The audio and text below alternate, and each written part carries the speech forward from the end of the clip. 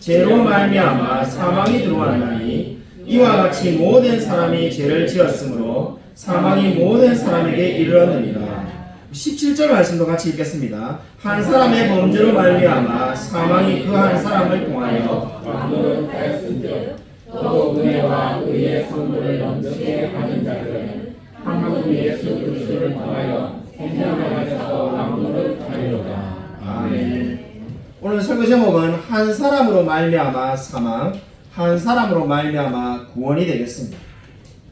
2001년 4월 1일에 네덜란드에서 세계에서 최초로 결정한 일이 있었습니다. 그 일은 세계 최초로 의사의 도움으로 안락사를 법적으로 허용하는 세계 최초의 국가가 네덜란드가 되었습니다. 이렇게 결정하게 된 계기는 의회에서 그 법을 통과했는데, 그렇게 결정하게 된 계기는 네덜란드 의사협회에 강력한 요구가 있었다고 합니다. 의사협회에서 그걸 요구해서 네덜란드 의회에서 가결해서 2001년 4월 1일에 세계 최초로 안락사를 허락하는 나라가 되었습니다. 놀라운 점은 그것을 결정한 것보다 50년 전으로 거슬러 가면은 2차 세계대전 때 나치의 요구가 있었는데 그 요구를 끝까지 거부했던 분들이 네덜란드 의사였다는 겁니다. 2차 세계대전 당시에 나치가 네덜란드 의사분들에게 끊임없이 요구했던 것은 늙고 병든 사람은 그 어떠한 약도 주지 말라고 했다고 합니다. 그러니까 병을 고쳐봐야 노동력으로나 또는 전쟁에 이게 병사로서 쓸모가 없기 때문에 그냥 병에 걸린 채로 죽도록 내버려 두라는 겁니다. 그 요구를 대부분의 네덜란드 의사분들이 다 거절하고 치료를 하였다고 합니다. 행여나 정말로 나치에 의해서 자기가 죽을 수도 있지만은 자기가 죽을지언정 나는 죽어가는 사람을 그대로 볼 수 없다는 것이 2차 세계대전 당시에 네덜란드 의사들의 생각이었습니다. 근데 반세기 만에 생각이 완전히 바뀌어가지고 의사들이 사람을 안락사시킬 수 있도록 요구해달라고 말을 하였고 결국 세계 최초로 안락사를 결정하는 국가가 되었습니다. 여러분, 아마 이렇듯 우리가 사는 세상을 보면은 예전에는 죄라고 생각했던 것이 죄가 아니게 되는 경우도 있습니다. 방금 제가 소개해서 말한 것처럼 2차 세계대전 때는 사람을 죽도록 내버려 두는 것은 죄라고 생각했지만은 이제는 그렇게 생각하지 않는 세상이 되었습니다. 이렇게 우리가 생각들이 계속 바뀌게 되지만은 성경은 죄에 대해서 한결같이 한 사람을 이야기합니다. 성경의 죄에 대해서 말할 때는 꼭 한 사람을 이야기하는데 오늘 성경 말씀도 한 사람으로 말미암아 죄가 세상에 들어오고 죄로 말미암아 사망이 들어왔나니 이렇게 말씀하고 있습니다. 성경은 늘 한 사람을 이야기합니다. 물론 이 사람이 저와 여러분이 잘 알고 있는 아담이 되겠습니다.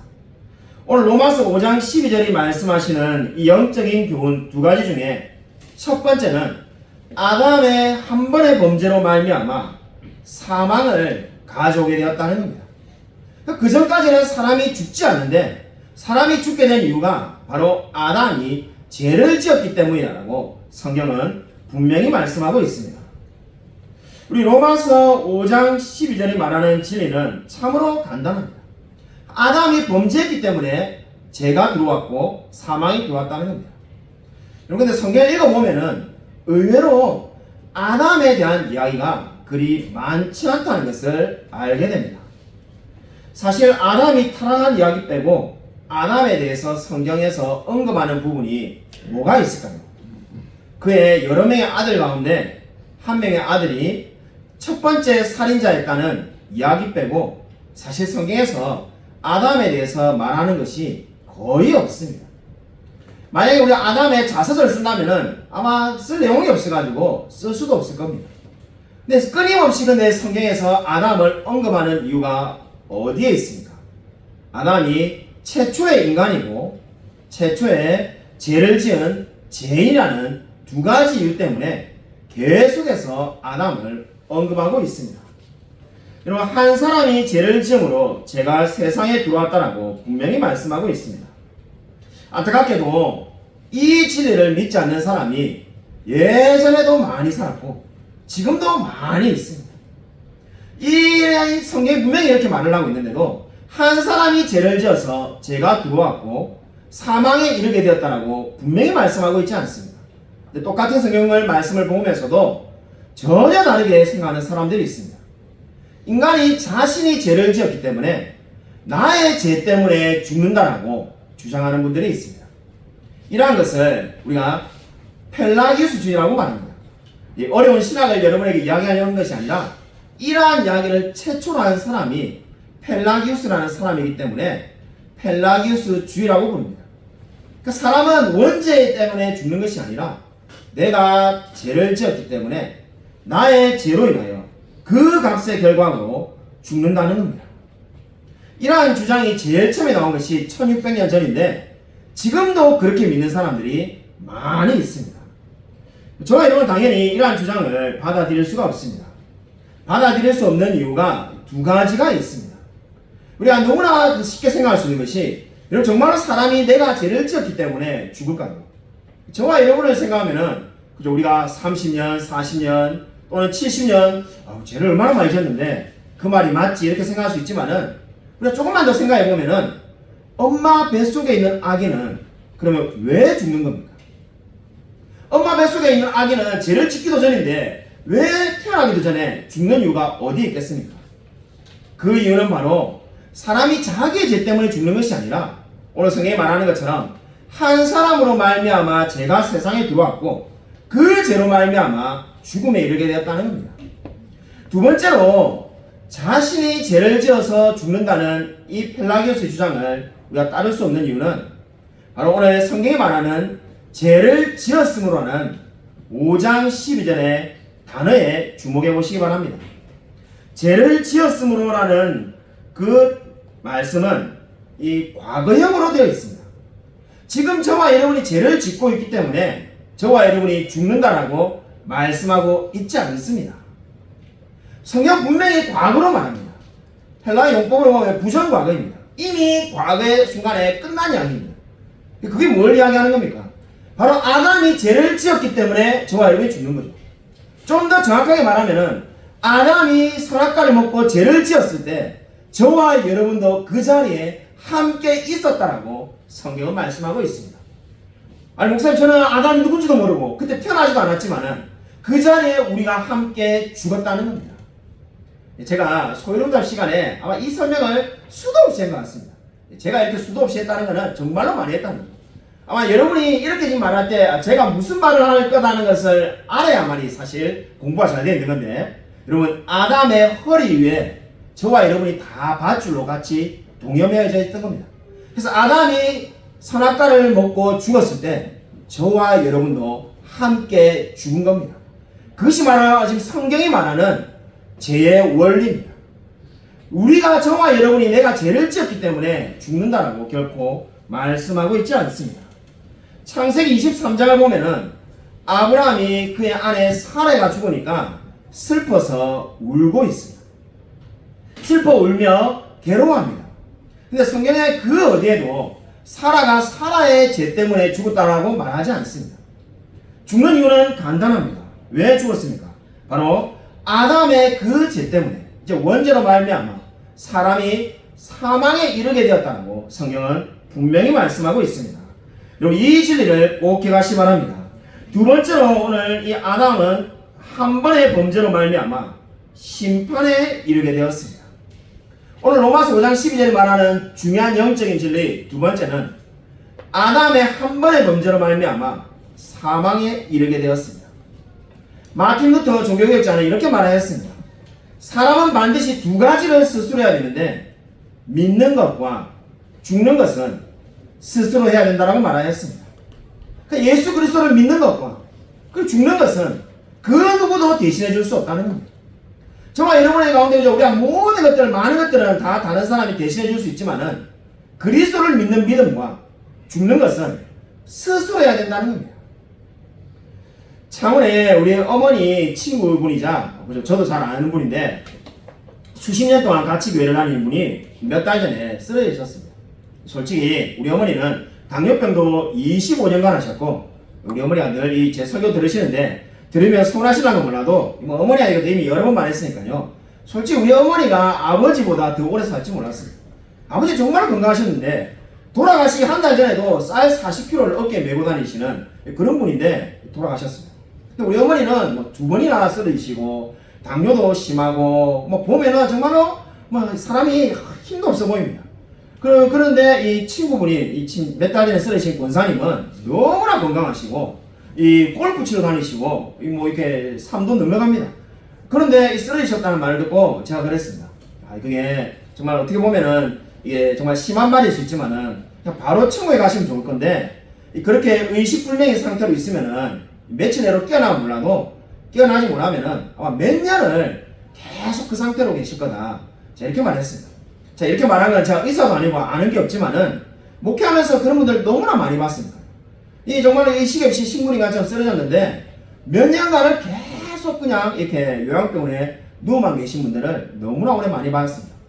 아니나 다를까 그 권사님도 지금 몇 달이 지났는데 그렇게 되셨다는 제가 그 우리 어머니가 이제 친구분들하고 같이 갔다 오셨다니까는 제가 그렇게 말씀드렸습니다. 솔직히 아마 1년만 지나면은 나중에는 찾아보는 분도 거의 없을 거라고. 제가 부목사 때 정말로 서울에서 안양까지 그렇게 되신 분을 1년에 3번씩 늘 찾아왔는데 정말로 그 간호사분 중에 한 분이 제가 아들인 줄 알고 저한테 뭐 계속 그분의 상태를 이야기해가지고 정말 눈물이 날 뻔했어요. 제가 왜 그 아드님이 아니라고 말하니까 아드님은 한 번도 찾아오지 않고 저는 1년에 3번씩 제가 평생에 그분이 건강할 때 만난 적도 없는 분인데 단지 그냥 부임해서 이미 누워 계신 분이 계시니까 신방을 막 다니다가 시간이 나거나 또는 이렇게 아랫지방으로 신방 올 때 제가 1년에 3번씩 정말로 그분을 10번 넘게 찾아뵀습니다. 그런데 정말로 보면은 그렇게 그런 상태가 오래갑니다. 자, 여러분에게 말씀드리고 싶은 것은 어제 우리가 홍수 때 그죠? 정말로 누가 갑자기 산사태가 나서 죽을 거라고 생각했겠습니까? 어제 수십 명이 정말로 생사를 달렸는데 아마 어제 죽을 거라고 이틀 전에 물어보면은 아무도 죽는다고 생각을 안 할 겁니다. 그렇기 때문에 우리에게 중요한 것이 무엇입니까? 우리가 정말 하나님 앞에 설 때가 있음을 기억해야만 합니다. 저와 여러분이 지금 건강하게 예배를 잘 드리고 있지만은 정말로 다음 주에 아니 1년 뒤에 우리 중에 누군가가 하나님 앞으로 갈지 그 누구도 알 수가 없습니다. 오늘 성경은 반드시 사람이 심판이 있고 하나님 앞에 설 때가 있다고 말씀하고 있습니다. 여러분 히브리서 9장 27절에 말씀하신 것처럼 사람이 한 번 죽은 이후에는 심판이 있음을 믿으시길 바랍니다. 여러분 오늘 17절 말씀 우리 다시 한번 읽겠습니다. 우리 이미 읽었지만은 17절 말씀 로마서 5장 17절입니다. 같이 읽겠습니다. 한 사람의 범죄로 말미암아 사망이 한 사람을 통하여 왕노릇하였은지라 더욱 은혜와 의의 선물을 넘치게 받은 자들은 한 분 우리 예수 그리스도를 통하여 생명 안에서 왕노릇하리로다. 아멘. 로마서 5장 17절은 두 가지 영적인 교훈을 저와 여러분에게 말씀하고 있습니다. 첫 번째 영적인 교훈이 그리스도께서는 경건치 않은 자를 위해서 죽으셨다는 겁니다. 그리스도는 경건하지 않은 사람을 위해서 죽으셨다라고 말씀하고 있습니다. 아마 우리가 이 진리를 얼마나 많이 들었을까요? 몇백 번, 아마 우리가 수도 없이 많이 들었습니다. 너무 많이 들었으니까 그죠? 아마 들으면 당연한 이야기를 오늘 목사님이 하시구나 이렇게 생각하는지도 모릅니다. 이것이 너무나 은혜로운 진리입니다. 경건치 않으란 말이 바로 로마서 5장 6절에도 나와 있습니다. 예수 그리스도께서는 경건치 않은 자를 위해서 죽으셨다고 분명히 말씀하고 있습니다. 경건하지 않다는 것은 원어의 의미를 직역하면은 불경건한 사람, 사악한, 그리고 신앙이 없는 이런 뜻입니다. 사악한 사람을 위해서 예수 그리스도께서 죽으셨다는 겁니다. 그럼 세상에 누가 악한 사람을 위해서 사악한 사람을 위해서 죽겠습니까? 죽는 것은 고사하고 여러분 중에 정말 악한 사람이 있는데 정말 여러분 무언가라도 하나 돕고 싶은 마음이 생기겠습니까? 근데 예수님은 사악한 사람, 경건치 않은 사람을 위해서 죽으셨다고 성경은 말씀하고 있습니다. 여러분 이 진리가 너무나 은혜로운 진리지 않습니까? 만약에 예수님께서 정직한 자를 위해서 죽으셨다라고 말한다면 예수님께서 정말로 정직한 사람을 위해서 죽으셨다면 십자가 옆에서 죽었던 강도는 결코 천국에 가지 못할 겁니다. 만약에 예수님께서 순결한 사람을 위해서 죽었다면 사마리아 여인은, 남편을 여러 명 두었던 사마리아 여인은 결코 하나님 나라에 들어갈 수가 없었을 겁니다. 만약에 예수님께서 용감한 사람을 위해서 죽으셨다면 정말로 예수님의 죽음 때 도망갔던 예수님의 제자들은 결코 설 자리가 없었을 겁니다. 근데 예수님은 용감한 자, 정직한 자, 순결한 자를 위해서 죽으신 것이 아니라 경건치 않은 자를 위해서 죽으셨다고 성경은 말씀하고 있습니다. 그러므로 복음은 선행에 대한 보상으로 주어지는 것이 결코 아닙니다. 저와 여러분이 뭔가를 했기 때문에 하나님이 그에 대한 보답으로 구원을 주신 것이 아니라는 겁니다. 복음이 저와 여러분에게 제시하는 것은 제사함입니다. 복음은 한마디로 건강하지 못한 사람을 위해서 선물로 주시는 겁니다. 여러분, 이것이 얼마나 큰 은혜입니까? 저와 여러분이 바로 이 큰 은혜를 받은 자인 줄로 믿으시기 바랍니다. 여러분, 교회사를 읽어보면은 끊임없이 반복되는 이단의 이론이 있습니다. 그것은 바로 예수님의 죽으심은 모범을 위해서, 다르게 말해서 우리의 모범으로 죽으셨다는 이야기를 하는 분들이 계속 나오는 것을 보게 됩니다. 이거를 모범설이라고 말하는데, 교회사 읽어보면은 똑같은 이단이 시대만 다르게 계속 반복됩니다. 예수님의 죽으심은 저와 여러분의 모든 죄를 대신하기 위해서 죽은 것이 아니라 우리의 삶의 모범을 보이기 위해서 죽으셨다는 거죠. 여러분, 이 말이 얼뜻 들어보면은 굉장히 좋은 말처럼 들립니다.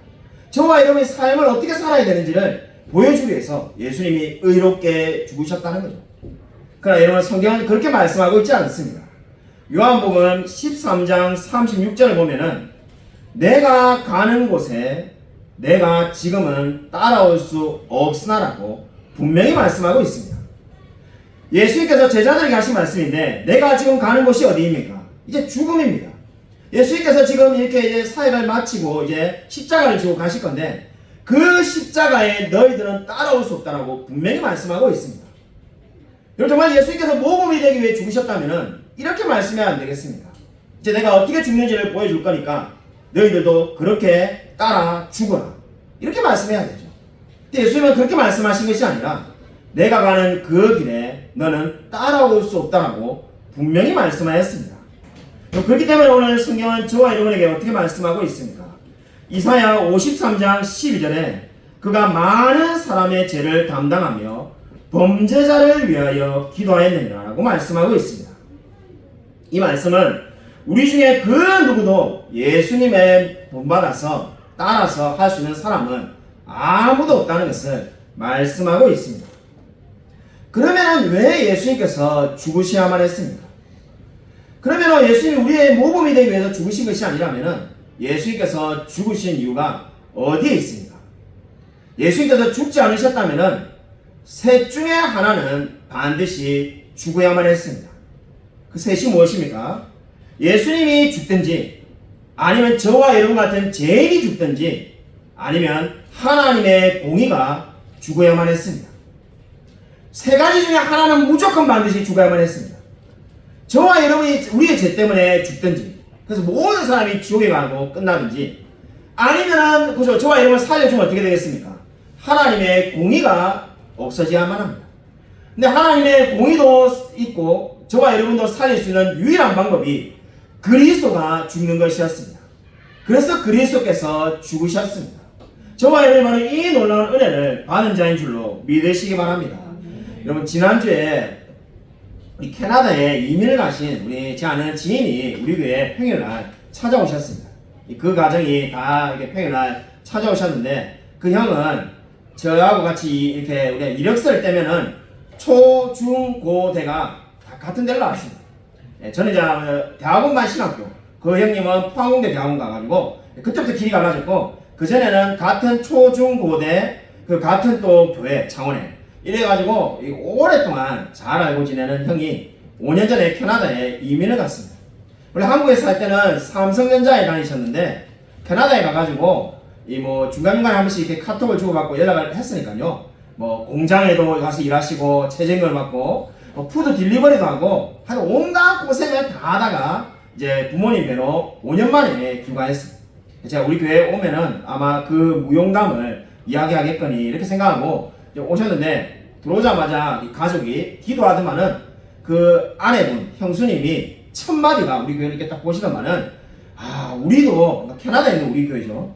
캐나다에 있는 그 우리 교회도 이런 교회 하나 있으면 좋겠다 이렇게 말씀하신. 살다 그죠. 제가 우리 교회 방문하신 분이 수백 명, 아마 거의 좀 뭐 과장하면 1000명은 될 것 같은데, 이 8년 동안 이 우리 교회에 이런 건물 하나 있으면 좋겠다 이래 말하는 분은 처음 봐가지고, 이게 뭐 무슨 말입니까 이러니까, 캐나다에 있는 그 한인교회는 그 집에 그 본인 다니는 한인교회가 큰 편이라고 합니다. 10명, 15명 되는 교회는 코로나에 거의 다 없어지고, 본인 교회는 아이들까지 다 포함해가지고 50명 정도 모이는데, 그 지역에서 한인교회 중에 제일 크다고 합니다. 근데 그 크지만은 50명 어린아이까지 합해서 50명 모이는데, 그저 교회가 재정이 없으니까 캐나다 현지인 교회를 주일마다 빌려서 쓴다는 겁니다. 그래서 한 달에 딱 4번을 100만 원을 주고 빌려 쓰는 겁니다. 그러다 보니까는 자기처럼 교인들은 정말 뭐 수예배를 드리든지 아니면 금요철에 해가지고 뭐 울며 기도하든지 뭐 이러고 싶은데, 뭐 그럴 장소가 없으니까는 모일 수가 없다는 겁니다. 그래서 앉자마자 정말 우리도 이런 교회 하나 있으면 좋을 건데 이렇게 말씀하신 거예요. 제가 마음에 감동을 받아가지고 이거 감사합니다 그러니까 묻지도 않았는데 계속 이렇게 이야기를 하십니다. 자기가 한국에 살 때는 수천 명 되는 교회만 다녔기 때문에 그냥 가만히 뒤에 앉아만 있어도 좋은 성가대, 좋은 찬양단, 좋은 주일학교 선생님 다 있었다는 거죠. 한국에 있을 때는 아무 봉사도 안 했다고 합니다. 근데 캐나다에 이제 가니까는 사람이 적으니까 본인이 4가지를 일하면서 주일날 되면 정신이 없다는 거예요. 주일날 막 정신없이 여러 가지 일하는데 깨달음이 있다고 합니다. 한국에 있을 때는 그 좋은 교회를 다니고, 뭐 이름만 되면 다 아는 여러 유명한 교회를 다녀서 그렇게 좋은 교회를 다니는데, 그때보다도 이 조그마한 교회를 다니는데 더 자기가 많이 성장했다는 거죠. 그분이 이렇게 말씀하셨습니다. 내가 봉사하고 섬기고 그렇게 하니까는 더 영적으로 성장한다는 것을 깨닫게 되었습니다. 이렇게 말하셨습니다. 제가 정말 그분들이 오셔가지고 이야기하는데 감동을 받았습니다. 여러분, 그죠? 목사가 웬만해 가지고 감동을 잘 안 받습니다. 네, 여러분도 뭐 설교 들어도, 뭐 목사님 저도 1년에 설교 은혜 받는 날 별로 없습니다. 뭐 이렇게 말씀하시는지 모르겠지만은, 뭐 아무리 숫자가 적어도 더 은혜 못 받는 사람이 원래 목사입니다. 예, 그래서 뭐 웬만해 가지고 감동이 잘 안 오는데 정말 감동을 받았어요. 더 놀라운 일이, 그래서 그분들이 창원에 내려가셨는데 이틀 뒤에 전화가 왔습니다. 그 형이. 그래서 이미 만나고 왔는데, 지금 얼마나 5년 만에 만난 사람이 많겠습니까? 근데 나한테 왜 또 전화했을까? 전화 잘못 눌렸는가 보다 싶어가지고 안 받으려 하다가 받았는데, 놀랍게도 본인이 병원에 가서 검진을 했는데 피부암에 걸렸다는 겁니다. 이 무릎 밑에 점이 하나 있었는데, 이 만났던 형제들 가족들이 야, 니 그 점 모양이 이상하다. 그러니까 뭐 이상하다면서 점 때문에 점 빼러 가든지 병원에 가보라고 하니까, 이 병원에서 바로 조직 검사하자고 하면서 검사했더만은 피부암으로 발견됐다고 합니다. 그래서 참 정말 인생이 알 수가 없다는 생각이 들었습니다. 제가 아프지 않았냐고 하니까는 가렵기는 엄청 가렵고 그 부분이, 근데 뭐 캐나다에 있을 때 몰랐다는 거예요. 한국에 와서도 뭐 검진하러 온 게 아닌데, 이제 그 누님들이 아무리 봐도 그 점이 이상하다 이래가지고 그 무릎 밑에 점이 이렇게 크게 있다고 합니다. 그래서 그 점 때문에 가봐러 가니까 피부암에 걸렸다는 거죠. 참, 그래서 이야기를 들으면서 정말 인생이 알 수가 없다는 생각을 많이 하게 되었습니다. 그리고 두 번째로 우리 로마서 5장 17절이 저와 여러분에게 주는 영적인 교훈은, 대표자를 통해서 하나님께서는 우리 모두를 다루신다는 겁니다. 하나님이 저와 여러분을 다루시는데 어떻게 다루시는가? 대표자를 통해서 다루신다는 겁니다. 그러니까 저와 여러분의 대표가 누구입니까? 아담입니다. 아담을 따라서 우리가 죄에 대해서 죽었습니다. 근데 우리가 예수님을 믿으면은 예수님이 우리의 대표가 되는 겁니다. 그 대표자가 바뀌는 거죠. 예수를 믿기 전에는 우리의 대표는 아담이고, 마치 우리 집에 각 집마다 호주가 있듯이 우리의 대표는 아담인데, 우리가 그리스도를 믿을 때 우리의 대표가 그리스도로 바뀌는 겁니다. 아마 어떤 분들은 왜 우리의 대표가 아담인가? 나는 내가 대표하고 싶다 이렇게 말할지 모르겠습니다. 근데 저와 여러분이 오늘부터 만약에, 물론 그런 이야기는 없습니다만은 성경을 새롭게 써서 저와 여러분이 만약 오늘부터 아담이 돼가지고 우리가 만약에 정말로 완벽하게 선하게 살면은 바로 그냥 천국에 간다라고 그렇게 한다 할지라도 결과가 똑같습니다. 저와 여러분 역시 죄에 대해서 넘어질 수밖에 없습니다. 어떻게 그렇게 확실하게 말할 수가 있습니까? 제가 말하는 것이 아니라 시편 49편 20절, 우리가 오늘 교동문에 읽었던 말씀이 그렇게 말씀하고 있습니다. 우리 프린트문에 다 나와 있으니까요. 시편 49편 20절 같이 한번 한 목소리로 읽겠습니다. 네, 시작. 존귀하나 깨닫지 못하는 사람은 멸망하는 짐승 같도다. 아마 우리 시편 49편 20절 보면은 뭐 전혀 다른 이야기를 하는 것처럼 보이지만은 우리 인류 최초의 사람이 아담인데 우리 히브리어 원어를 보면은 아담이 우리 말하는 사람 대명사 아담도 되고 사람도 됩니다. 그래서 그냥 그때마다 번역할 때마다 이렇게 다양하게 번역을 하는데 지금 우리 한글 성경은 우리가 일반적인 사람을 말한다 생각하고 이렇게 적어 놓은 겁니다.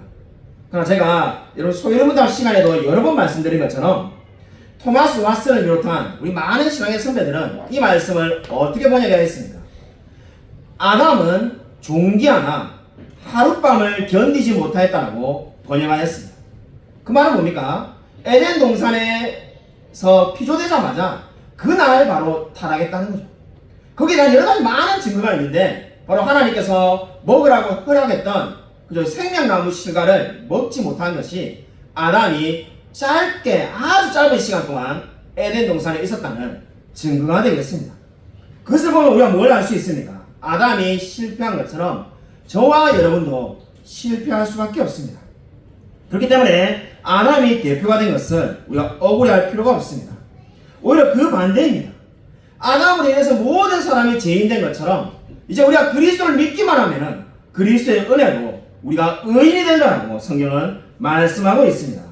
여러분 우리가 어떻게 예수 그리스도를 믿기만 하면은 구원을 받을 수가 있습니다. 여러분 에베소서 5장 30절에 이렇게 말씀하고 있기 때문입니다. 우리는 그 몸의 지체입니다. 저와 여러분이 예수 그리스도를 믿을 때 우리가 그리스도의 지체가 됩니다. 여러분 그 누가 자기의 몸을 자기가 잘라버릴 사람이 어디에 있겠습니까? 그리스도께서 왜 자기의 지체인 저와 여러분을 버리겠습니까? 그러므로 우리가 간혹 듣게 되는 예수 그리스도를 믿어도 구원이 취소될 수 있다는 사람들은 정말 이 말씀을 어떻게 해석할지를 이야기해야만 합니다. 우리가 분명히 그리스도 몸의 지체인데 어떻게 그리스도가 지체를 버릴 수가 있겠습니까? 그러한 일은 결코 없음을 믿으시기 바랍니다. 저와 여러분이 받은 구원은 영원한 구원임을 믿으시기를 바랍니다. 최근에 우리 이름만 되면 다 아는 신학교 교수님께서 구원이 취소된다고 해서 난리가 난 적이 있었습니다. 몇 년 전에 저도 그분의 책을 다 읽어봤고 아마 여러분도 그분의 이름을 아는 분들이 많이 있을 겁니다. 미국의 유명한 신학교 교수님이자 한국에 이 많은 교회나 이런 데 강의를 다닌 아주 유명한 분입니다. 그분이 자기 이름을 걸고 책을 내고 자기 이름을 걸고 강의를 하는데 구원은 취소된다고 말하여서 상당한 문제를 일으켰습니다. 그래서 제가 저는 그 이야기를 듣고 난 다음에 그분 책을 다 버렸습니다. 제 모양실에 그분 책은 이제 한 권도 없습니다. 제가 그렇게 버린 이유가 그렇게 주장하는 분들의 이야기는 더 우리가 읽을 필요가 없다라고 생각했기 때문입니다. 여러분 저와 여러분이 얼마나 큰 은혜를 받고 있습니까? 여러분 정말 제가 성경부를 가르칠 때마다 거의 매번 들었던 질문이 있습니다. 늘 우리가 정말 하나님의 풍성한 자비하심 이런 말을 하는데 왜 나는 삶에서 하나님의 자비하심을 전혀 느끼지 못합니까? 라는 질문을 정말로 많이 들었습니다. 그럼 하나님의 자비하심은 어디에 있는 것일까요? 그럼 하나님이 정말 자비하신 분이라고 하는데 왜 나는 자비하심을 느끼지 못할까요? 위대한 설교자 스펄전 목사님이 동일한 질문에 대해서 이렇게 대답하였습니다. 수많은 사람들이 그리스도를 알 기회를 가져본 적이 없이 죽었습니다. 그들이 살던 곳에는 선교사들이 온 적도 없고 그래서 결국은 그냥 죽음을 맞이하게 된 사람들이 너무나 많았습니다. 그뿐 아니라 성경책 한 권을 사기 위해서 어른 한 사람이 수년간 일을 해야만 했던 시절도 있었습니다. 근데 오늘날 하나님의 말씀이 여러분의 탁자 위에 놓여있고 여러분이 원하기만 하면은 얼마든지 하나님의 말씀을 들을 수 있는데 이것이 결코 작은 은혜일 수가 있겠습니까? 여러분이 이미 풍성한 은혜를 받고 있습니다라고 스펄전 목사님이 말하였습니다. 사실 스펄전 목사님이 이 이야기를 했을 때는 이미 160년 전 이야기입니다. 근데 그렇게 오래전에 이렇게 말했는데 사실 그때와는 우리는 비교도 안 될 만큼 정말로 하나님의 말씀을 듣기 좋은 시대에 살고 있습니다. 아마 여러분의 집마다 거의 대부분 사람 수보다 더 많은 성경책을 가지고 있을 겁니다. 우리 집에도 성경책이 15권인지 20권인지 목양시 있는 것까지 아마 포함하면 한 30권은 넘을 것 같습니다. 성경책이 엄청나게 많습니다. 설사 성경책이 없어도 유튜브만 열어도 여러분 얼마든지 하나님의 말씀을 하루 종일 들을 수 있는 시대에 저와 여러분이 살고 있습니다. 근데 왜 우리가 하나님의 자비하심이 없다라고 말할 수가 있겠습니까? 여러분 우리가 한국에 대한성서공회가 있듯이 영국의 대영 성서공회가 1804년에 설립되었습니다. 당시에 1804년, 지금으로부터 219년 전이죠. 그때만 하더라도 정말 스펀전이 아까 말한 것처럼 성경책 한 권을 사기 위해서는 몇 년간을 일해야만 하는 시대였다고 합니다. 당시에 16살짜리 소녀인 메리 존스라는 여자아이가 남의 집에서 이 식모살이를 하면서 이 돈을 벌고 있었는데 무려 6년간이나 돈을 모아가지고 이제 성경책을 사려고 했다고 합니다. 그래서 드디어 성경책을 살 수 있는 돈을 모았기 때문에 6년 동안 모은 그 돈을 가지고 런던 외곽에서 무려 50km를 걸어가지고 당시에 성경을 팔고 있던 런던의 한 군데의 집인 그 목사님 토마스 찰스라는 유명한 목사님 집 앞에까지 50km를 걸어가지고 왔다고 합니다. 오니까 근데 토마스 찰스 목사님이 성경책이 다 팔리고 없다라고 말합니다. 그래서 이 메리 존스가 너무나 안타까워가지고 그 자리에 앉아가지고 웁니다. 자기가 무려 6년을 돈을 모았고 50km를 걸어가지고 성경을 사러 왔는데 성경이 없다는 겁니다. 그리고 언제 다음 성경이 들어올지 기약이 없다는 겁니다. 그래서 그 자리에 엉엉 우니까는 이 안타까운 마음에 토마스 찰스 목사님이 자기가 가지고 있는 자기 성경책을 그 소녀 메리 존슨에게 줍니다. 근데 그 모습을 길 가는 그리스도인들이 보고 있었습니다. 보고 있던 그 사람들이 이런 안타까운 일이 또 재발해서는 안 된다라고 말하면서 우리가 성경을 복음할 수 있는 단체를 만들자고 그 자리에서 결정을 냅니다. 그 자리에서 결심을 하고 돈을 모으고 후원자들을 모집합니다. 그것이 바로 1804년에 설립된 대영 성서공회입니다. 그래서 수많은 사람들이 이제 성경을 쉽게 사볼 수 있도록 만든 겁니다. 물론 이제 그 토마스 찰스 목사님의 자리는 없어졌고 그 자리에 이제 은행이 있는데 그 입구에 지금도 그렇게 쓰여 있다고 합니다. 이 자리가 바로 16살짜리 소녀였던 메리 존슨이 성경책을 사기 위해서 토마스 찰스 목사님을 만난 곳입니다라고 그렇게 적혀 있다고 합니다. 그리고 메리 존슨의 무덤에는 이렇게 적혀 있다고 합니다. 이 16살짜리 소녀의 열정이 영국을 변화시켰다. 영국의 모든 사람들에게 성경책이 보급될 수 있는 길을 만들었다고 적혀 있다고 합니다. 여러분 이 이야기가 무엇을 보여줍니까? 저와 여러분이 너무나 놀라운 은혜를 받은 시대에 살고 있습니다.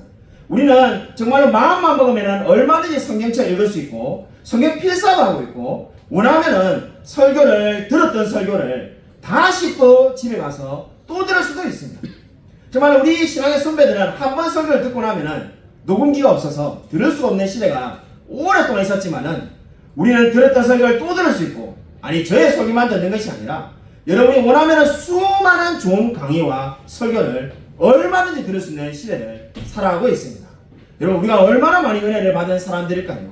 여러분 우리가 정말로 은혜를 많이 받은 사람입니다. 여러분 세상에서 정말로 한국과 같이 복을 받은 나라가 없다라고 다들 말합니다. 왜냐하면 우리가 집에 옥상에 올라가 보면은 교회가 얼마나 많이 보입니까? 여러분 이런 나라가 그렇게 흔하지가 않습니다. 여러분 이 정말로 제가 예전에 살았던 이 아일랜드도 보면은 교회가 드문드문 이렇게 있지 우리나라처럼 아파트 옥상에 올라가면은 온 사방천지에 교회가 몇 개인지 헤아릴 수 없는 나라가 결코 많지 않습니다. 저와 여러분이 정말로 은혜 받은 자이며 은혜 받은 곳에서 살고 있는 줄로 믿으시기 바랍니다. 여러분 진정으로 하나님께서 정말로 한 사람의 죄로 인하여 죽으셨고 한 명의 대표자 바로 그리스도를 통해서 저와 여러분을 구원하신 줄로 믿으시기 바랍니다. 여러분 이 진리에 늘 기뻐하며 감사하며 살아가는 저와 우리 모든 성도님이 되시기를 주님의 이름으로 간절히 축원드립니다. 이 시간 우리 말씀을 생각하면서 한번 통성으로 간절히 기도하겠습니다. 주여 한번 외치고 간절히 통성으로